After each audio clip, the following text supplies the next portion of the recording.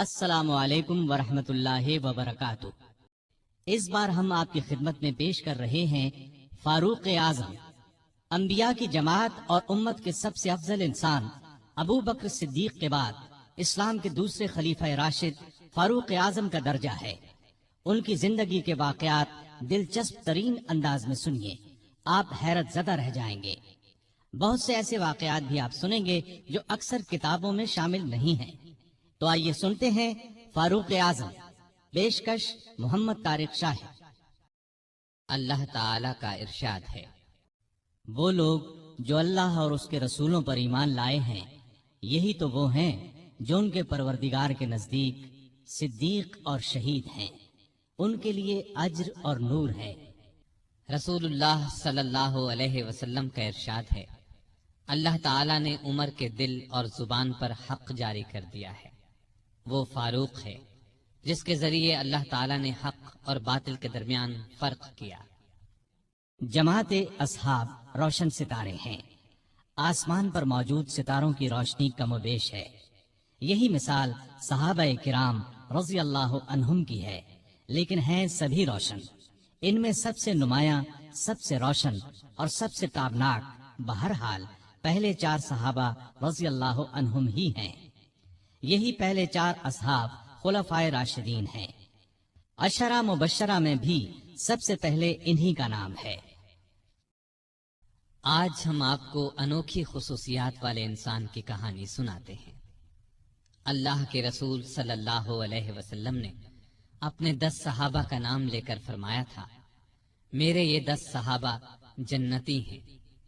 گویا انہیں دنیا ہی میں جنتی ہونے کی بشارت عطا ہوئی۔ ان میں سے ایک سیدنا عمر فاروق رضی اللہ عنہ ہیں۔ انبیاء کی جماعت کے بعد اور مسلمانوں کے پہلے خلیفہ راشد یار غار سیدنا ابو بکر کے بعد اس دنیا میں سب سے زیادہ فضیلت دوسرے خلیفہ راشد سیدنا عمر فاروق ہی کو حاصل ہے۔ نبی صلی اللہ علیہ وسلم نے ان کے بارے میں اس طرح دعا فرمائی تھی، اے اللہ، اسلام کو عمر کے ذریعے سے قوت اور عزت دے۔ ان کے زمانے میں اسلامی حکومت 22 لاکھ مربع میل رقبے تک پھیل گئی۔ بعض موقعوں پر ان کی تائید میں آیات نازل ہوئیں۔ ان کی خلافت کا زمانہ بہترین اسلامی حکومت کا زمانہ تھا۔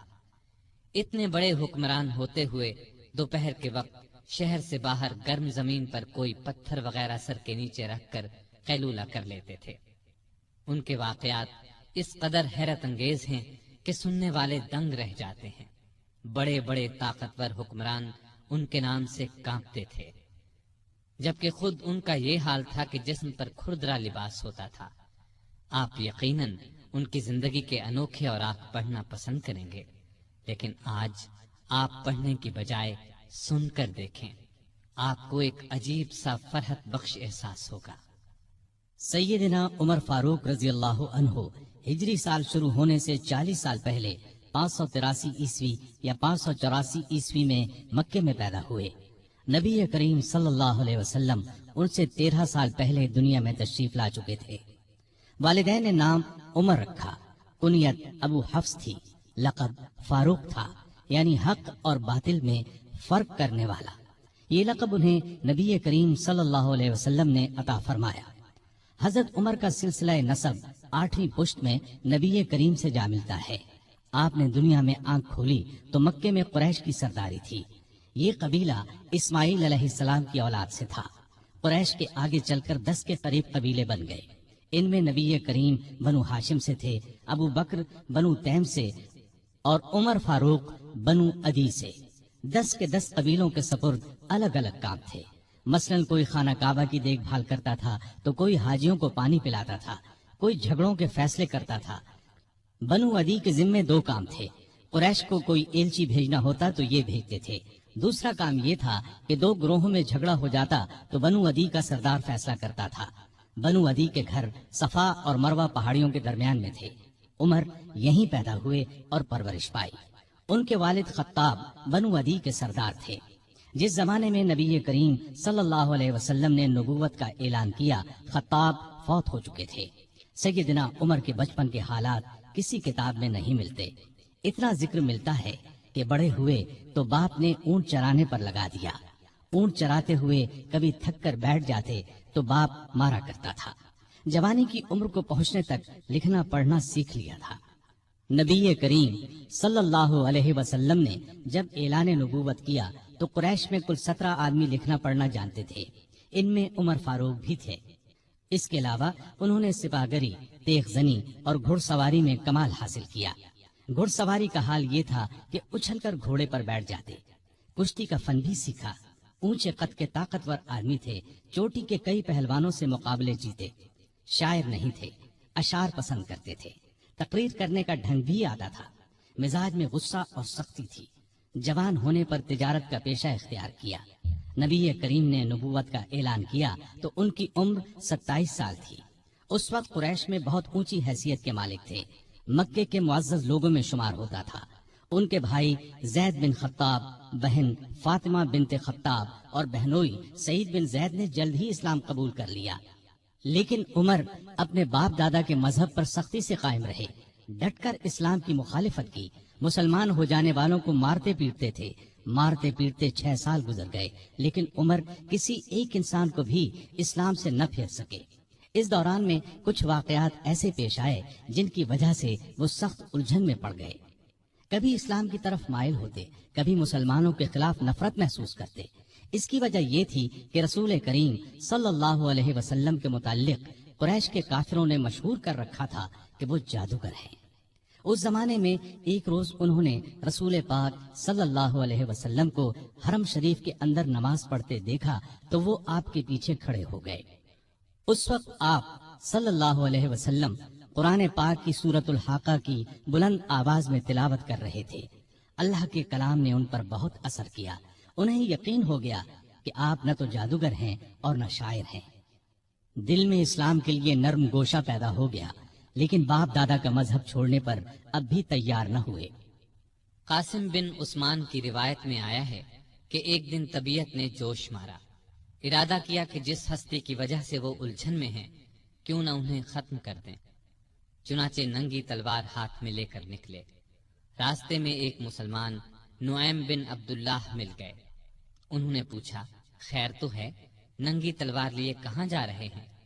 بولے، محمد کو قتل کرنے جا رہا ہوں. نعیم نے کہا کہ پہلے اپنے گھر کی خبر تو لیں. آپ کی بہن اور بہنوئی مسلمان ہو چکے ہیں. سیدنا عمر الٹے پاؤں بہنوئی کے گھر پہنچے. اس وقت ان کے بہنوئی سعید بن زید اور فاطمہ بنت خطاب کے گھر میں رسول اللہ صلی اللہ علیہ وسلم کے ایک صحابی خباب بن ارد بھی موجود تھے. خباب بن ارد انہیں قرآن سکھا رہے تھے. عمر نے دروازے پر دستک دی تو خباب گھر کے ایک حصے میں چھپ گئے. فاطمہ نے قرآن کے اوراق چھپا دیے لیکن عمر تلاوت کی آواز سن چکے تھے. اندر پہنچ کر پوچھا، کیا پڑھ رہے تھے؟ مجھے معلوم ہوا ہے کہ تم مسلمان ہو چکے ہو، اپنے باپ دادا کے مذہب سے پھر گئے ہو. یہ کہہ کر انہوں نے دونوں کو مارنا پیٹنا شروع کر دیا. بہن کے سر پر ایک لکڑی ماری. ان کے سر سے خون بہ نکلا.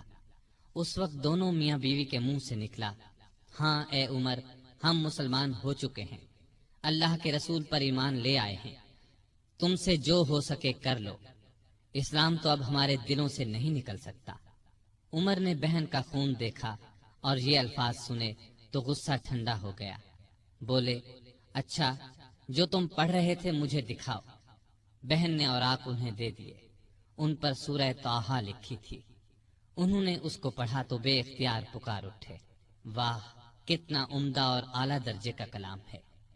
یہ سن کر خباب بن ارد بھی باہر نکل آئے اور بولے، اے عمر، مجھے امید ہے اللہ تعالیٰ نے اپنے نبی کی دعا کو پوری کرنے کے لیے آپ کو چن لیا ہے. میں نے کل ہی نبی صلی اللہ علیہ وسلم کو یہ دعا کرتے سنا ہے، الہی ابو جہل یا عمر بن خطاب کے ذریعے سے اسلام کو قوت عطا کر. پس اے عمر، اللہ کی طرف آؤ، اللہ کی طرف آؤ. یہ سن کر سیدنا عمر فاروق نے کہا، مجھے محمد کے پاس لے چلو. نبی صلی اللہ علیہ وسلم اس وقت دار ارقم میں تھے. عمر رضی اللہ عنہ خباب بن ارد کے ساتھ کمر سے تلوار لٹکائے وہاں پہنچے. दरवाजे पर दस्तक दी।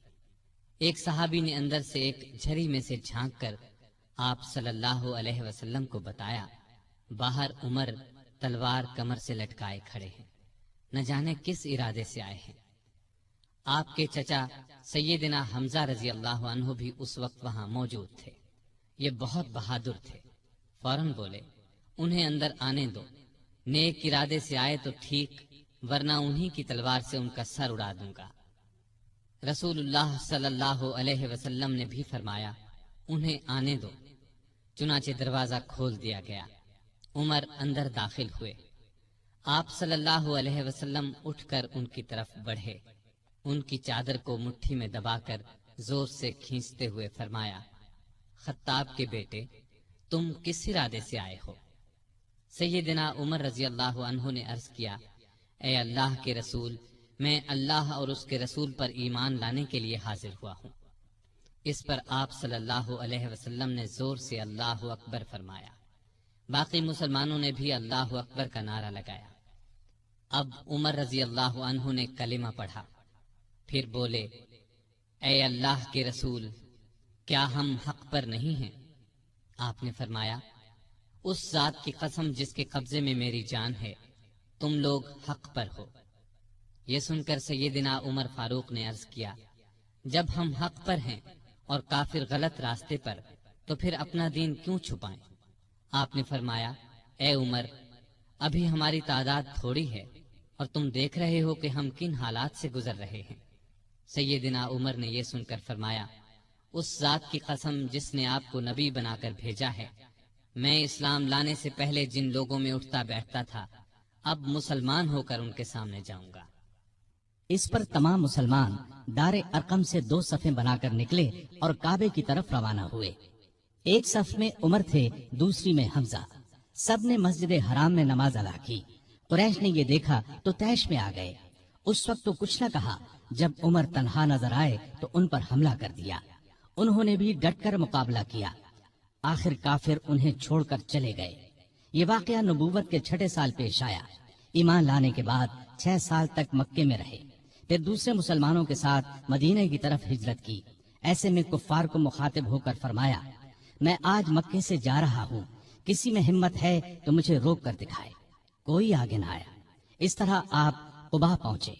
फिर नबी करीम सल्लल्लाहु अलैहि वसल्लम और अबू बकर हिजरत करके वहां तशरीफ लाए। मस्जिद कुबा की तामीर के बाद सब ने मदीने का रुख किया। हिजरत के वक्त सैयदना उमर फारूक की उम्र 40 साल के करीब थी। उसके बाद वो 23 बरस इस दुनिया में रहे। ये सारा जमाना मदीने में गुजारा। मस्जिद नबवी की तामीर में हिस्सा लिया। आप सल्लल्लाहु अलैहि वसल्लम ने मुहाजिरीन और अंसार में भाईचारा कराया तो इत्बान बिन मालिक को उनका भाई बनाया। उन्होंने अपना निस्फ मकान इन्हें दे दिया। अब्दुल्ला बिन जैद ने ख्वाब में आजान के अल्फाज सुने। उन्होंने ये अल्फाज नबी करीम सल्लल्लाहु अलैहि वसल्लम को सुनाए तो आप सल्लल्लाहु अलैहि वसल्लम ने सैयदना बिलाल को हुक्म दिया, अजान कहें। जो ही उन्होंने अजान शुरू की, सैयदना उमर फारूक अपनी चादर घसीटते हुए आए और बोले, ए अल्लाह के रसूल सल्लल्लाहु अलैहि वसल्लम, उस जात की कसम जिसने आपको नबी बनाकर भेजा है, मैंने भी बिल्कुल यही अल्फाज ख्वाब में सुने हैं। ये सुनकर आप बहुत खुश हुए। आज तक अजान इन्हीं अल्फाज में दी जा रही है और क़यामत तक दी जाती रहेगी। हिजरत के दूसरे साल बद्र की लड़ाई पेश आई। सैयदना उमर फारूक भी इस गज़वे में शरीक हुए। इस गज़वे में उन्होंने एक नामी बहादुर आस बिन हिशाम को कत्ल किया। ये रिश्ते में उनका मामू था। अगले साल उहद की लड़ाई हुई।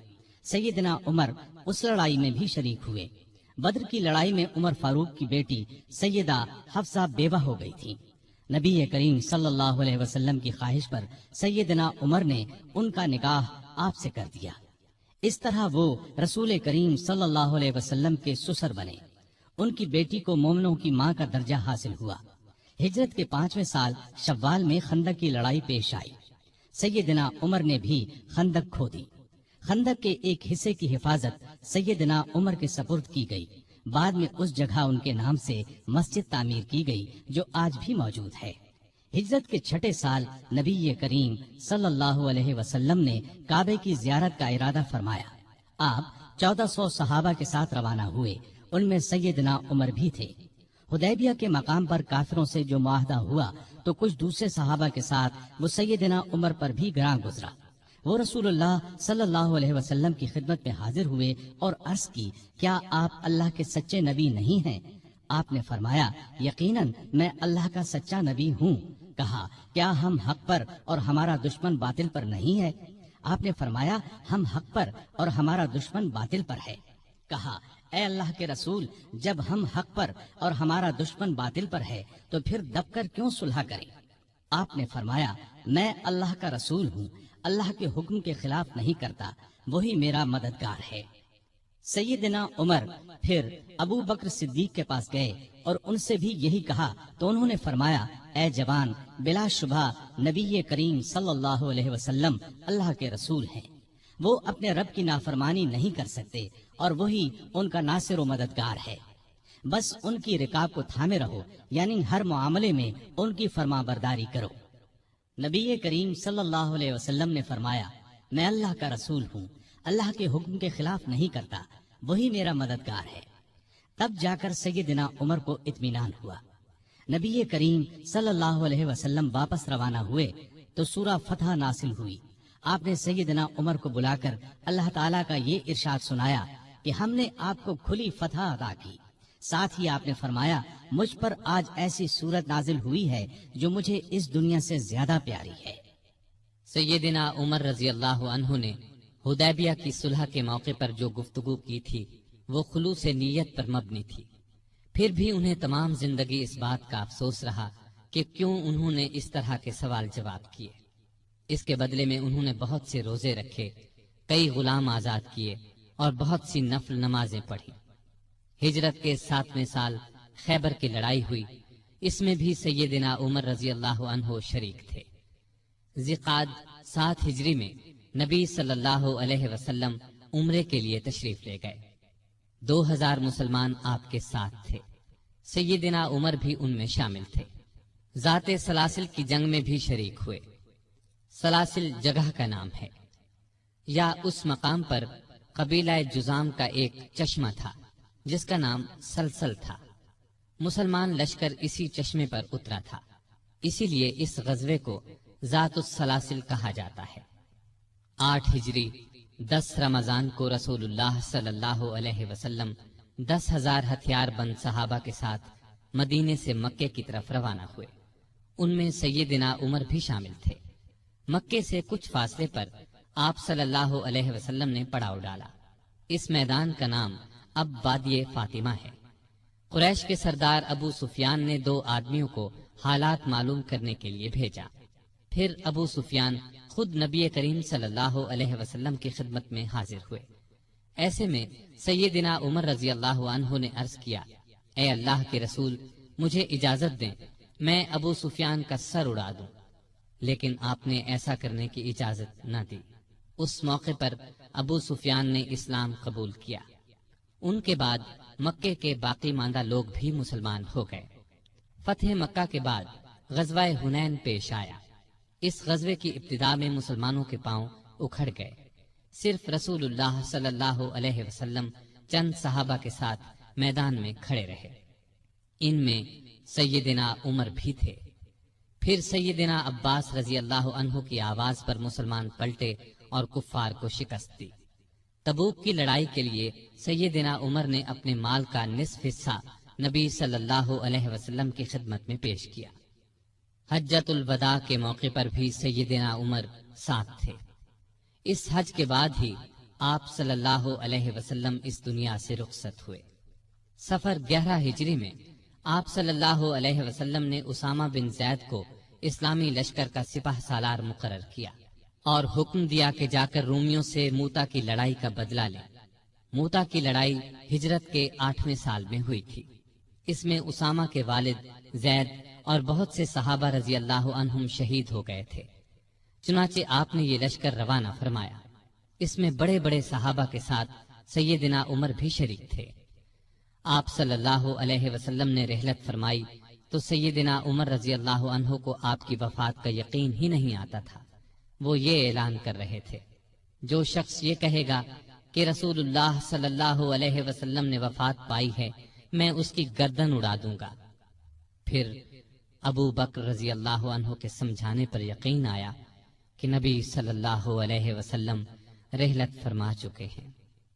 آپ صلی اللہ علیہ وسلم کی وفات کے بعد خلافت کے مسئلے پر مسلمانوں میں اختلاف پیدا ہوا تو اس موقع پر سیدنا عمر نے ابو بکر رضی اللہ عنہ کا نام خلافت کے لیے سب کے سامنے رکھا۔ سبھی نے اس سے اتفاق کیا۔ ابو بکر کے بارے میں سیدنا عمر کے یہ الفاظ ہیں: ابو بکر رسول اللہ صلی اللہ علیہ وسلم کے صحابی ہیں، غار کے ساتھی ہیں، یہ تمام مسلمانوں سے زیادہ تمہارے معاملات کے والی ہونے کے حقدار ہیں۔ خلیفہ بننے کے بعد سیدنا ابو بکر نے سب سے پہلے اسامہ بن زید کا لشکر روانہ فرمایا۔ یہ لشکر نبی کریم صلی اللہ علیہ وسلم کی شدید علالت کی وجہ سے مدینہ سے باہر مقام جرف پر ٹھہر گیا تھا اور پھر وفات کی وجہ سے روانہ نہ ہو سکا تھا۔ اس موقع پر سیدنا ابو بکر نے اسامہ بن زید سے کہا کہ سیدنا عمر فاروق رضی اللہ عنہ کو ان کے پاس چھوڑ جائیں، کیونکہ ان کے مشوروں کی ضرورت پڑے گی۔ اسامہ بن زید نے خوشی سے یہ بات منظور کی۔ ابو بکر کی خلافت 2.25 برس رہی۔ تمام عرصے میں سیدنا عمر ان کے خاص مشیر رہے۔ اس دوران میں سیدنا عمر نے سیدنا ابو بکر کو مشورہ دیا کہ قرآن کو ایک جگہ جمع کر دیا جائے۔ انہوں نے یہ مشورہ اس لیے دیا کہ یمامہ کی لڑائی میں قرآن مجید کے حافظ بہت سے صحابہ شہید ہو گئے تھے۔ آخر یہ کام زید بن ثابت، سیدنا عمر اور بہت سے دوسرے صحابہ رضی اللہ عنہم کی مدد سے مکمل ہوا۔ جمادی الاولیٰ 13 ہجری میں سیدنا ابو بکر سخت بیمار ہو گئے۔ بچنے کی امید نہ رہی تو انہوں نے خلافت کے بارے میں چند بڑے بڑے صحابہ سے مشورہ کیا۔ خود انہوں نے سیدنا عمر کا نام تجویز کیا۔ بعض صحابہ نے اس پر کہا کہ وہ مزاج کے بہت سخت ہیں۔ اس پر ابو بکر نے فرمایا جب ان پر خلافت کا بوجھ پڑے گا تو نرم ہو جائیں گے۔ اس طرح تمام مسلمانوں کا سیدنا عمر کی خلافت پر اتفاق ہو گیا۔ سیدنا ابو بکر نے آخر وقت میں سیدنا عمر کو یہ وصیت کی کہ عراق میں مسلمان ایرانیوں سے لڑ رہے ہیں، ان کے لیے فوراً مدد بھیجی جائے۔ اس وصیت کے بعد 22 جمادی الاخری کو سیدنا ابو بکر نے وفات پائی۔ تمام مسلمانوں نے خوشی سے سیدنا عمر کی بیعت کر لی۔ اس طرح وہ مسلمانوں کے دوسرے خلیفہ راشد بنے۔ خلیفہ بنتے ہی انہوں نے ابو بکر کی وصیت کے مطابق عراق کی طرف ایک لشکر روانہ کیا۔ ابو عبیدہ رضی اللہ عنہ کو لشکر کا سالار مقرر فرمایا اور اس طرح مسلمانوں کی عظیم الشان فتوحات کا سنہری دور شروع ہوا۔ Iraq, Madain, Hulwan, Jazira, Khuzestan, Nahavand, Isfahan, Hamadan, Azerbaijan, Tabaristan, Armenia, Fars, Kerman, خراسان، سیستان، مکران، دمشق، ہمس، لاذقیہ، یرموک، قنسرین، حلب، انطاکیہ اور بیت المقدس فتح ہوئے۔ بیت المقدس کی فتح کا واقعہ کچھ اس طرح ہے کہ مجاہدین اسلام نے قریباً 3 سال میں سارا شام فتح کر لیا۔ اب فلسطین کے صرف 2 بڑے شہر رہ گئے تھے، بیت المقدس جسے یروشلم بھی کہا جاتا ہے اور قیصاریہ۔ اس زمانے میں فلسطین شام ہی کا حصہ تھا۔ 16 ہجری میں مسلمانوں نے دوسری لڑائیوں سے فارغ ہو کر بیت المقدس کا محاصرہ کر لیا۔ اس شہر میں ابراہیم علیہ السلام، اسحاق علیہ السلام، سلیمان علیہ السلام، عیسیٰ علیہ السلام اور دوسرے نبیوں کی بہت سی یادگاریں ہیں۔ رسول اللہ صلی اللہ علیہ وسلم کی بھی معراج کے سفر میں پہلی منزل یہی تھی۔ مسلمانوں کا پہلا قبلہ بھی یہی تھا۔ نہ صرف یہودی اور عیسائی بلکہ مسلمان بھی اس کی بہت عزت کرتے تھے اور کرتے ہیں۔ مسلمانوں نے جب بیت المقدس کا محاصرہ کیا تو شہر کے باشندوں نے شہر کے دروازے بند کر لیے۔ چند دن تو اس طرح گزرے، پھر انہوں نے مسلمانوں کے سپہ سالار ابو عبیدہ بن جراح کو پیغام بھیجا کہ ہم شہر مسلمانوں کے حوالے کرنے کے لیے تیار ہیں، لیکن شرط یہ ہے کہ مسلمانوں کے خلیفہ خود یہاں آئیں اور صلح کا معاہدہ کریں۔ ابو عبیدہ بن جراح نے یہ بات سیدنا عمر کو لکھ بھیجی۔ خلیفہ ثانی سیدنا عمر نے صحابہ سے مشورہ کر کے وہاں جانے کا فیصلہ کیا۔ آپ نے رجب 16 ہجری میں حضرت علی رضی اللہ عنہ کو اپنا قائم مقام بنایا اور روانہ ہو گئے۔ اس وقت دنیا کے بڑے بڑے حکمران ان کا نام سن کر کانپتے تھے، لیکن اپنے وقت کے سب سے بڑے حاکم کے سفر کا حال یہ تھا کہ چند بزرگ صحابہ کے سوا ان کے ساتھ کوئی نہیں تھا۔ فوج، نہ خیمے، نہ قارے، نہ جھنڈے، ایک اونٹ پر سوار تھے، اس پر ستو اور کھجور کے 2 تھیلے لادے ہوئے تھے۔ ایک طرف پانی کی مشک لٹک رہی تھی، راستے میں کھانے کا وقت آتا تو سب مل کر کھا لیتے۔ آپ کا لباس بہت معمولی سا تھا۔ بیت المقدس کے قریب پہنچے تو صحابہ نے مشورہ دیا کہ لباس تبدیل کر لے۔ قیمتی پوشاک پیش کی، لیکن آپ نے وہ لباس پہننے سے انکار کر دیا اور فرمایا، اللہ نے ہمیں جو عزت دی ہے وہ اسلام کی وجہ سے ہے اور ہمارے لیے یہی کافی ہے۔ غرض اسی حالت میں شہر میں داخل ہوئے۔ عیسائیوں نے شہر آپ کے حوالے کر دیا۔ مسلمانوں نے وہاں ایک مسجد بنائی، اس کا نام مسجد عمر رکھا۔ یہ آج بھی موجود ہے اور اب تک مسجد عمر کہلاتی ہے۔ 14 ہجری میں مسلمانوں نے ہمس کو فتح کر لیا تھا۔ 17 ہجری کو روم کے بادشاہ ہرقل نے ہمس مسلمانوں سے چھیننے کے لیے سمندر کے راستے فوج بھیجی۔ اس فوج نے ہمس کا محاصرہ کر لیا۔ جزیرے کے لوگوں نے بھی ہرقل کو ایسا کرنے پر اکسایا تھا، چنانچہ جزیرے سے بھی 30,000 فوج آ کر ہرقل کی فوج سے مل گئی۔ سیدنا ابو عبیدہ بن جراح رضی اللہ عنہ نے ان حالات کی اطلاع سیدنا عمر فاروق کو بھیجی تو انہوں نے ان کی مدد کے لیے مزید فوج روانہ کی۔ دوسری طرف سہیل بن عدی کی سرکردگی میں ایک فوج جزیرے کی طرف روانہ کر دی۔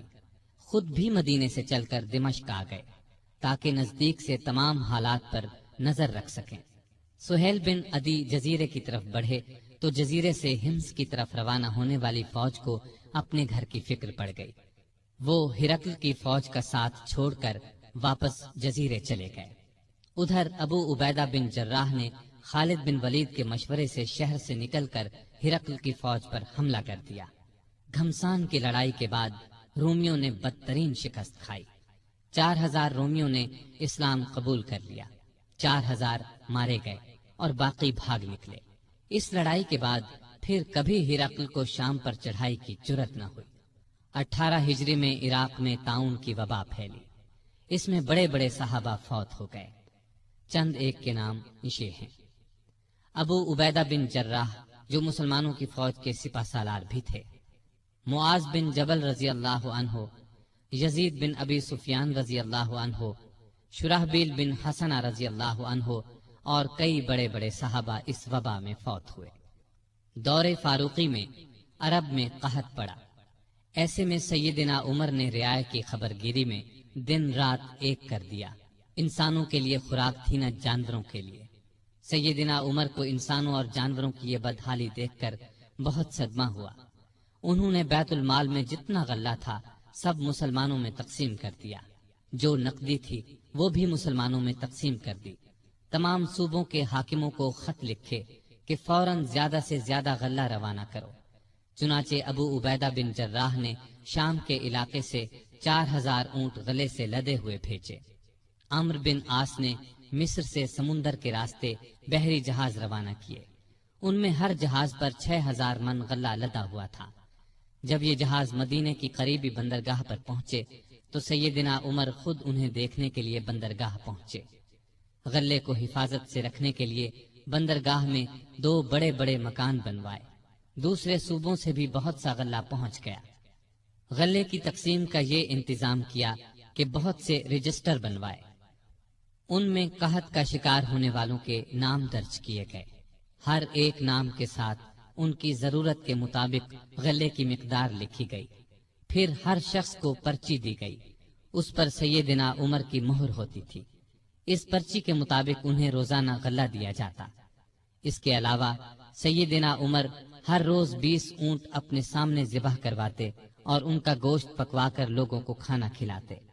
اس طرح ہزاروں آدمی روزانہ سیدنا عمر رضی اللہ عنہ کے دسترخوان پر کھانا کھاتے۔ غلے کے علاوہ لوگوں میں کپڑے اور کھجوریں بھی تقسیم کی جاتی، اور خود اپنا یہ حال تھا کہ اس زمانے میں گوشت، دودھ اور گھی کھانا بالکل چھوڑ دیا تھا۔ اکثر بھوکے رہتے یا عام لوگوں کے ساتھ خود بھی کھاتے۔ اس طرح اس کا اثر آپ کے جسم پر پڑا۔ لوگ انہیں دیکھتے اور کہتے، اگر قحط دور نہ ہوا تو رعایا کا غم انہیں مار ڈالے گا۔ ایک دن ایک شخص سے پانی مانگا، اس کے پاس شہد تھا، اس نے وہی پیش کر دیا۔ آپ نے شہد پینے سے انکار کر دیا اور فرمایا، قیامت کے دن اگر مجھ سے پوچھا گیا کہ لوگ روٹی کو ترس رہے تھے اور تو شہد کھاتا تھا تو میں کیا جواب دوں گا؟ ایسا بھی ہوا کہ گھی کا برتن اور آٹے کی بوری اٹھواتے اور جہاں کہیں بھوکوں کا مجمع نظر آتا اپنے خادم کی مدد سے کھانا تیار کرواتے اور انہیں کھلاتے۔